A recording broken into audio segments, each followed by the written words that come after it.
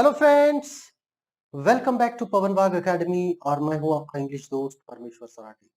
दोस्तों, यूनिट 3.1 जो कि एक पोम है, night of the scorpion by Nissim Ezekiel. ये पोम हमने कल पूरी तरह से देख ली है। राइटर कवि के बारे में भी हमने जानकारी ली है, वार्मिंग अप सेशन भी हमने किया है और आज हम बढ़ रहे हैं अपने अगले पार्ट की ओर जो कि है वर्कशॉप, इंग्लिश वर्कशॉप। ठीक है, चलिए तो बढ़ते हैं इंग्लिश वर्कशॉप के साथ। पहला क्वेश्चन है, after reading the poem complete the following. What happens? There are three main parts of the poem, do you know what they are about? First one is done for you. देखिए, इस poem को उन्होंने तीन भागों में बांटा है। Lines 1 to 7, बाद में है लाइन नंबर 8 to 33 और फिर बाद में है लाइन नंबर 34 to 48। ठीक है, अब ये जो लाइंस दी गई है उसमें से उन लाइंस के द्वारा हमें क्या बताया जा रहा है, इसके बारे में हमें इसमें लिखना है। तो पहले इसमें तो लिख दिया है कि the scorpion comes into home and escape the rain and stings the poets mother, कि वो बारिश से बचने के लिए वो घर में घुस आता है और कवि की माँ को वो दंश करता है। यहाँ तक हमने देखा है, ये तो हमने देख ही लिया है। ये पहला पार्ट हमें बताने की कोशिश करता है। दूसरा पार्ट 8 to 33, इसमें सभी चीजें हमें बताई जा रही है, जैसे कि villagers gather, villagers gather in large number, है ना। बहुत ज्यादा संख्या में गांव के लोग वहां पर आते हैं, सारे किसान हैं। वो अपनी अपनी चीजें किसी तरह से वो कवि के माँ को they try to they try to get her rid of the pain, है ना।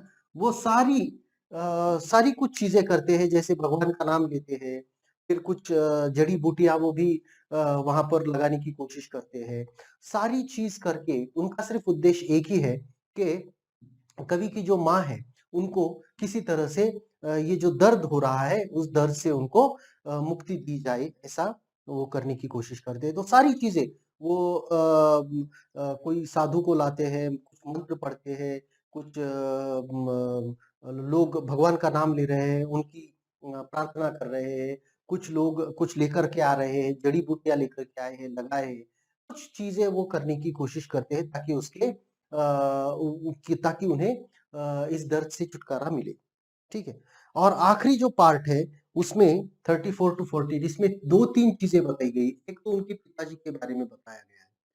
पिताजी के बारे में क्या बताया गया है कि भले ही वो अंधविश्वासी नहीं थे, उनका इन चीजों पर विश्वास नहीं था, पर ही ट्राइड एवरीथिंग। ठीक है ना, कि उन्होंने सारी चीजें करने की कोशिश की जिससे उनकी पत्नी को आराम मिले, है ना। पिताजी ये कर रहे थे। फिर उनकी माँ क्या कर रही थी उस वक्त? माँ तो दर्द में कराह रही थी, पर mother suffering got rid of pain and said that it was गुड that she was picked and not her children। ठीक है ना, तो वो क्या कहती है कि अच्छा हुआ कि वो मुझे उसने काटा और मेरे बच्चों को छोड़ दिया, इस तरह से वो वहां पर कह रही है। ठीक है, चलिए बढ़ते हैं आगे अगले क्वेश्चन की ओर। अगले क्वेश्चन में हमें एक टेबल दिया गया है, जिस टेबल में कुछ इंफॉर्मेशन दी गई है और कुछ हमें सोच करके भरनी है। फॉलोइंग टेबल, है ना। अभी इसमें क्या दिया गया है कि अब ये जो रूरल या अर्बन, है ना, रूरल अर्बन तरीके के सेटिंग क्या है ना, बैकग्राउंड ऑफ द पोएम क्या है। और उसको किस तरह से हमें यहाँ पर दर्शाया जा रहा है। ठीक है, तो पहले तो हम कह सकते हैं कि मड बेक्ड वॉल्स, है ना, मिट्टी की दीवारें, ये गांव में ही होती है। मिट्टी की दीवारें कहाँ होती है? गांव में होती है। ठीक है, फिर लैंटर्न्स, लैंटर्न्स कहाँ पर यूज किए जाते हैं? लालटेन, गांव में ही, जहां पर लाइट की सुविधा कम होती थी उस वक्त। आज तो हो रही है, पर उस वक्त लालटेन ज्यादा। आज भी गांव गांव में जहाँ पर बिजली की थोड़ी सी किल्लत होती है, वहां पर लालटेन आज भी इस्तेमाल की जाती है। लालटेन का उपयोग आज भी किया जाता है। फिर उसमें कहा गया है कि peasant scheme, peasant scheme, peasants मतलब किसान, है ना, छोटे छोटे जो किसान होते हैं, खेत मजदूर होते हैं, है ना, तो वो कहाँ पर होते हैं? वो रूरल एरिया में ही होते हैं, है ना। चलिए आगे बढ़ते हैं अगले सवाल की ओर। Many images of scorpion contrast in opening line of the poem. Find examples of each and add them to the columns below. तो देखिए, अभी देखिए इसमें timid और evil, है ना, डेंजरस, दोनों तरीके से इस पोएम में स्कॉर्पियन को भिक्षु को दिखाया गया है। एक जगह पर तो उसको थोड़ा सा डरा हुआ सहमा हुआ भी बताया गया है, दूसरी ओर उसको बहुत ही खतरनाक भी बताया गया है। तो पहला जो है हाइड्स, है ना, पहला टिमिड है, वो कहाँ छुपा है? हाइड्स अंडर राइस सैक, है ना, हाइड्स अंडर राइस सैक। ठीक है, डेंजरस में पहला क्या है?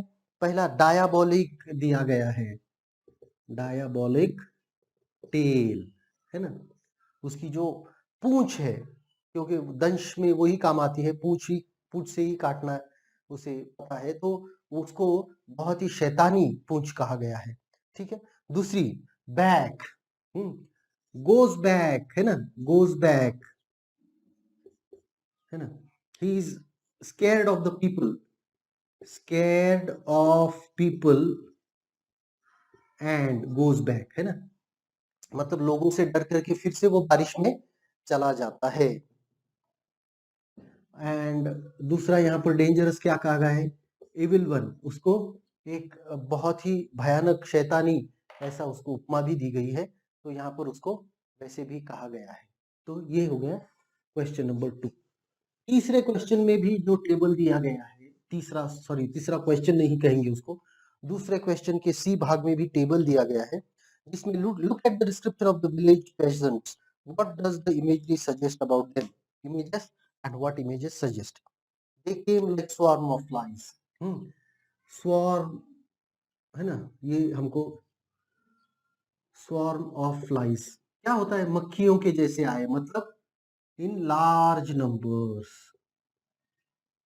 बहुत ज्यादा संख्या में, है ना, मक्खियों की जैसे आना मतलब बहुत मक्खियां बहुत सारी संख्या में आती हैं। They buzz the name of God, buzzed God's name, है ना, तो उससे उससे उससे हमें क्या समझ में आ रहा है कि वो बज्ड का मतलब क्या होता है? रिपीटेडली, रिपीटेडली दे चैंटेड गॉड्स नेम, है ना, बार बार वो भगवान का नाम दोहरा रहे थे, भगवान से प्रार्थना, ईश्वर से प्रार्थना कर रहे थे। They threw giant scorpion shadows on the mud baked walls, है ना, जायंट शैडोज, जायंट शैडोज, इसका क्या मतलब होता है? जायंट शैडोज का क्या मतलब होता है कि उनकी जो छवि है, जो स्कॉर्पियन की छवि वहां पर दिखाई दे रही है, ऐसा इमेजिनेशन है। तो यहाँ पर उनका क्या गुण दिखाया गया है कि वो फ्राइटेंड थे, मतलब वो डरे हुए थे। सभी के सभी जो गांव के लोग थे वो डरे हुए थे, सहमे हुए थे, वो मान रहे थे कि एक बार उसको ढूंढ करके मार दिया जाए तो वो जहर ज्यादा असर नहीं करेगा, है ना। They click their tongues, click tongues मतलब क्या है? अगेन इसमें से उनको हमें क्या बताया जा रहा है? दे वर फ्राइटेंड, and wanted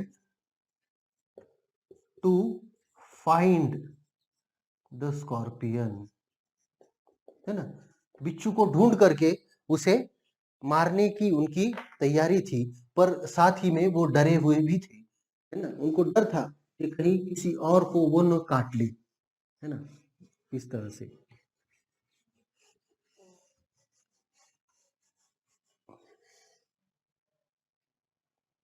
चलिए, चूज द करेक्ट ऑल्टरनेटिव। चलिए अब क्वेश्चन नंबर 3 पर हम आए हैं। अब इसमें क्या है, एक क्वेश्चन के 3 पर्याय हमको दिए गए हैं, उसमें से जो हमको लगता है सुटेबल उसका आंसर है, उसको हमको क्लिक करना है। The child is afraid but admires, पहले का क्या है, child is afraid but admires, है ना, वो बच्चा सहमा हुआ है, डरा हुआ है, पर फिर भी वो किसी चीज को बहुत ही ज्यादा सराहना कर रहा है किसी चीज की, और वो चीज क्या है, the bravery of his mother, और उसका आंसर है, पहले का आंसर है C, the bravery of his mother,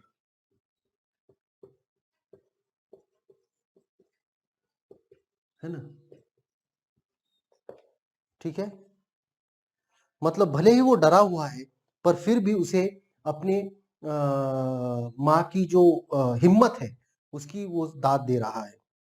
His father and villagers panic and hastily suggest, उसके पिताजी और बाकी के जो गांव वाले हैं वो सारे बहुत ही जल्दबाजी में, हड़बड़ी में उन्होंने क्या सजेस्ट किया, to take her to hospital, ayurvedic treatment, उन्होंने क्या ट्रीटमेंट करने की सोची, उन्होंने रिलीजियस ट्रीटमेंट शुरू कर दी, रिलीजियस रेमेडीज, रिलीजियस रेमेडीज, है ना, उन्होंने रिलीजियस रेमेडीज टू हेल्प, है ना, टू हेल्प, उनको उनकी मदद करने के लिए रिलीजियस रेमेडीज उन्होंने शुरू कर दी। The poet seems to see the villagers as impractical and almost irritating, which suggests the poet's critical attitude or critical of tradition. The poet is critical of tradition. ठीक है,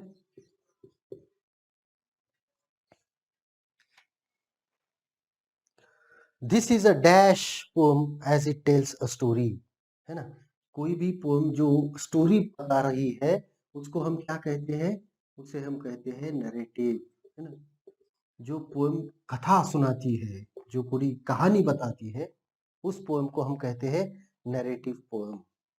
using the first person gives the feeling that is told from A personal experience, है ना, कोई भी चीज जब मैं ऐसा बना कि मैं, पर्सनल एक्सपीरियंस, है ना, कोई भी चीज की शुरुआत या फिर कोई भी चीज जब हमको लिखनी होती है, हम लिखते हैं कि मैंने ऐसा किया, मैंने वैसा किया, मैं इधर गया, मैं उधर गया, जब इस तरह से हम उसको लिखते हैं तो उसको हम कह सकते हैं कि वो हमारा खुद का अनुभव है, देखा देखी कुछ भी नहीं है, खुद का हमारा जो अनुभव है वही हम यहाँ पर बयां कर रहे हैं, ठीक है। चलिए अगली बात, Sixth, the scorpion picked on me and scared my children depicts. Scared my children, sorry. The scorpion picked on me and scared my children depicts. D. Sixth question जो है कि अच्छा हुआ कि बिच्छू ने मुझे काट दिया और मेरे बच्चों को छोड़ दिया, है ना, मतलब बच्चों को नहीं काटा, मुझे काटा, ठीक है, कोई बात नहीं। ये क्या दर्शाता है, selfless and unconditional love of mother, है कि नहीं, एक माँ की ममता उसमें दिखाई देती है, selfless and unconditional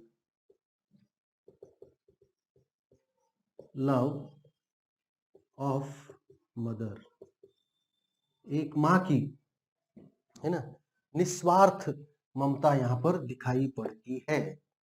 7. The poem does not have a rhyme scheme, which means the poem is a perfect example of, किस चीज का एग्जाम्पल है, हम भी ये चीजें हमने बहुत सारी देखी है ना, बहुत सारी, बहुत बार हमने इस चीज को देखा है, वो है फ्री वर्स, है ना, कोई भी राइमिंग स्कीम नहीं है, तो ये जो पोएम है वो क्या होगी, फ्री वर्स होगी, है ना। चलिए 8वां, the poem is titled night of the scorpion. For the major part of the poem the scorpion is the victor, है ना। बी है कि इस पोएम का जो टाइटल है वो the night night of the scorpion है, और इसमें पूरी पोएम में, पूरी कविता में वो जो स्कॉर्पियन है, वो जो बिच्छू है, वो ही जीत चुका है, ऐसा हमें दिखाई पड़ रहा है। The scorpion is victor throughout the poem, the scorpion is the victor, है ना। 9th, the peasants chant the name of God, है ना।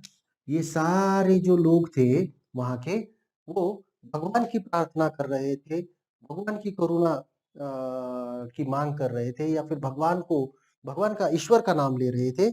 तो वो यहाँ पर क्या दर्शाता है, किस लिए वो कर रहे थे, to nullify the stringing experience, to nullify the stinging experience, to nullify the stinging experience, okay. और आखिरी और 10वां जो सवाल है वो ये है, the click of tongue reflects there, क्या दिखाता है, कलेक्टिव रिस्पॉन्स, है ना। वो सब के सब एक ही साथ में, collective response,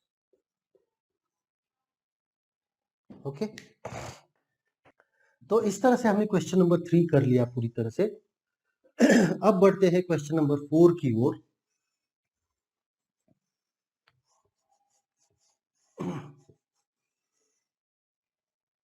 from the poem provide evidence for the following.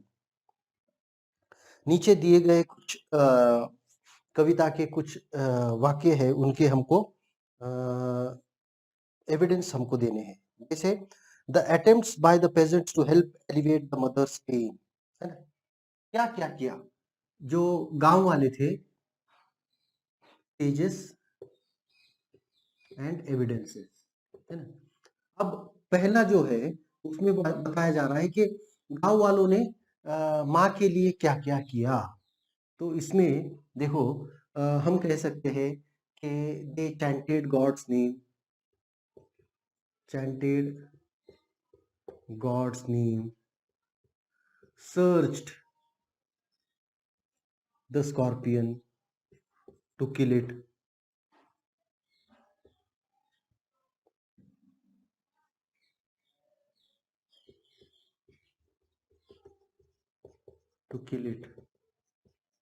ताकि वो जहर और ज्यादा ना फैले। फिर उससे बात करने लगे, है ना। कवि की माँ से भी वो बात करने लगे थे कि ठीक है, ये तुम्हारे पिछले जन्म के पाप धो देगा, अगले जन्म की आपकी जो तकलीफें है वो खत्म कर देगा, आपके अंदर जो कुछ भी लालच वगैरह भावना है उसको वो नष्ट कर देगा, वगैरह वगैरह वगैरह, ये ऐसी चीजें वो बात कर रहे थे। The action of these some peasants to kill the scorpion, है ना। अब कुछ पेजेंट्स उसको मारने की बजाय they searched it in lantern light, लालटेन की लालटेन का जो प्रकाश था उसमें वो उसको ढूंढ रहे थे ताकि उसको मार सके। The reaction of rational father क्या है, एक तरफ तो वो स्केप्टिक है ना, मतलब किसी चीज पर उनका विश्वास तो नहीं है, but tried everything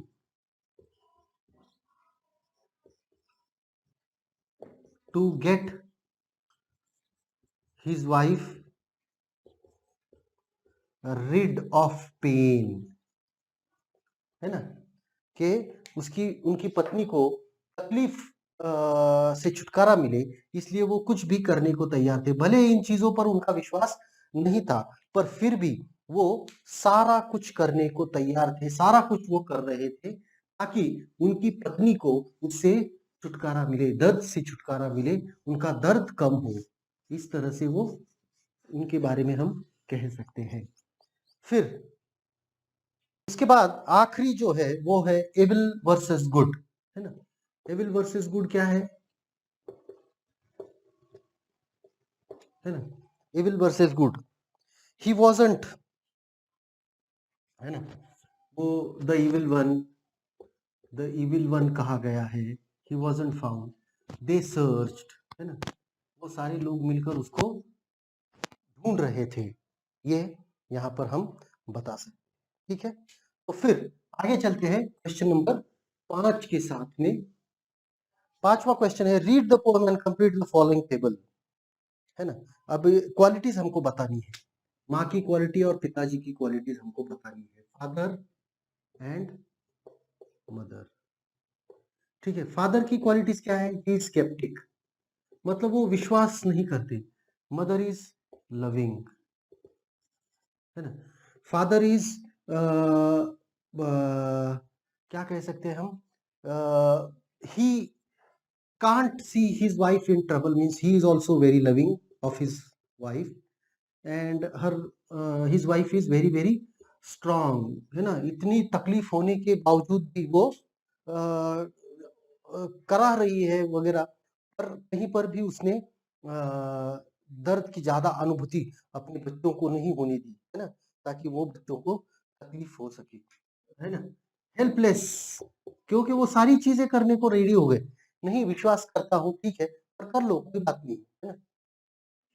mother is selfless, है ना, निस्वार्थ, निस्वार्थ भाव से अपनी ममता को दिखा रही है। चलिए आगे बढ़ते हैं, अगला सवाल question number 6A, match the figures of speech with the correct definition.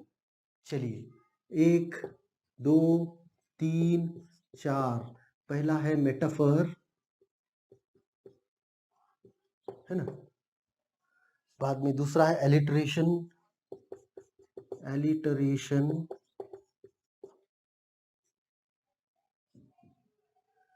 उसके बाद में है ऑनोमेटोपिया, है ना,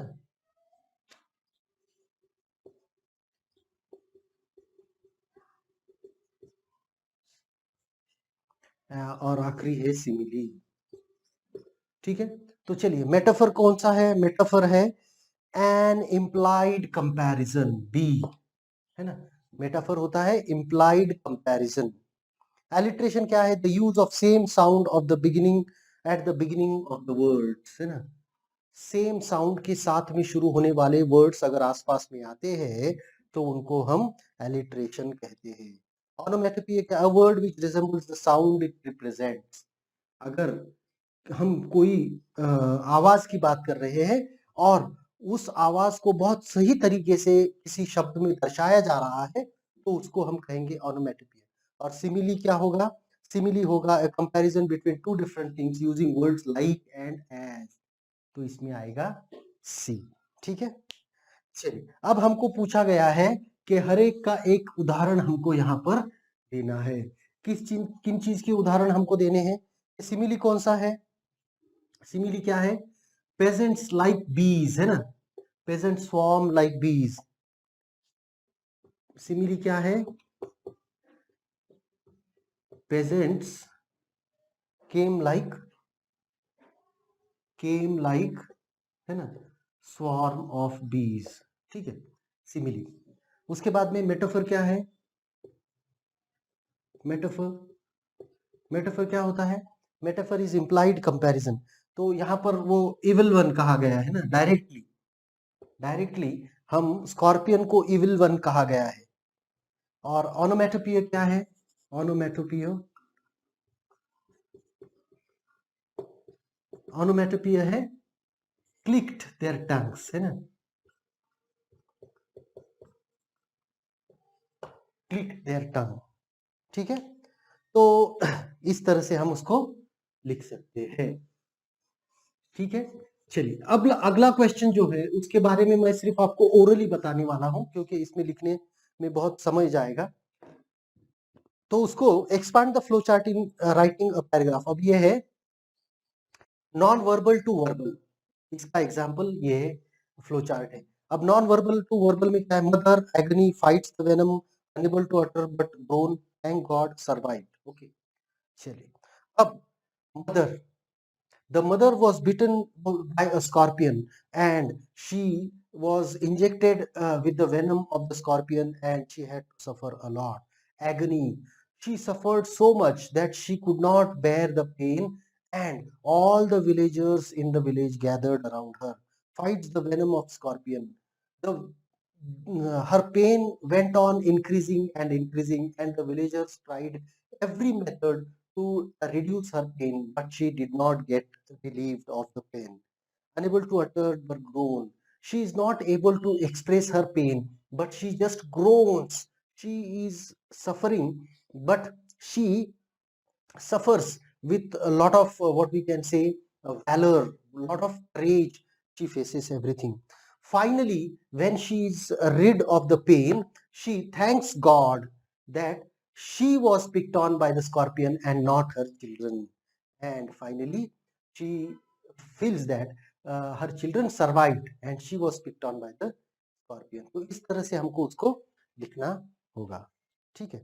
अब विजुअल इमेजरी जो आखिरी सवाल है क्वेश्चन नंबर 8 में, वो है scorpion crawling beneath a sack of rice with candles and lanterns, है ना, with lanterns they searched the scorpion, है ना.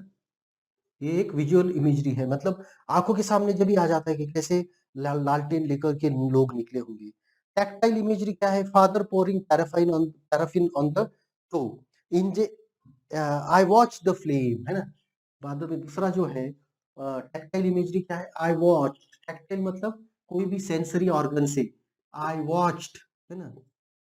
फादर पोर्ड, है ना, इस तरह से. साउंड इमेजरी बज द नेम, है ना, बज द नेम, है ना. वो पहले इसमें बज द नेम है, दूसरा क्लिक्ड देयर टंग्स, है ना, क्लिक्ड देयर टंग्स. और आखिर में है इंटरनल सेंसेशन. पहले इसमें क्या है? फियर है ना, फियर है. दूसरे इसमें क्या है? पेन. माँ के इसमें बहुत ज्यादा दर्द उसमें से दिखाई पड़ रहा है. ठीक है. तो चलिए, इस तरह से हमने ये वर्कशॉप कंप्लीट कर लिया है. क्वेश्चन नंबर 9 अप्रिसिएशन का है, जिसमें हमें पता है हमने बहुत सारे अप्रिसिएशन अब तक किए हैं, जिसमें हमने देखा है कि पोएम का नाम होता है, पोएट का नाम होता है, लिटरेरी डिवाइसेस यूज्ड होती है कौन कौन सी है, उसके बाद में उसमें से आपको पसंदीदा आपकी लाइन कौन सी है, आपको क्यों ये पोएम पसंद है, क्यों ये पोएम पसंद नहीं है, वगैरह वगैरह सब चीजें इसमें आपको लिखनी होती है. और आखिर में है प्रोजेक्ट, जो कि एक राइटिंग टास्क. तो आशा करता हूँ कि ये जो वीडियो अभी आपने देखा है वो वीडियो आपको पसंद आया होगा. पसंद आया है तो लाइक जरूर कीजिएगा, दोस्तों के साथ शेयर करना मत भूलिएगा, और पवन बाग एकेडमी को सब्सक्राइब कीजिए, उसको लाइक कीजिए, और इसको डाउनलोड करके आप इस पवन बाग एकेडमी का ज्यादा से ज्यादा बेनिफिट लें और ऐसे नए नए वीडियोस आप उस पर देखते रहें. धन्यवाद. Thank you very much.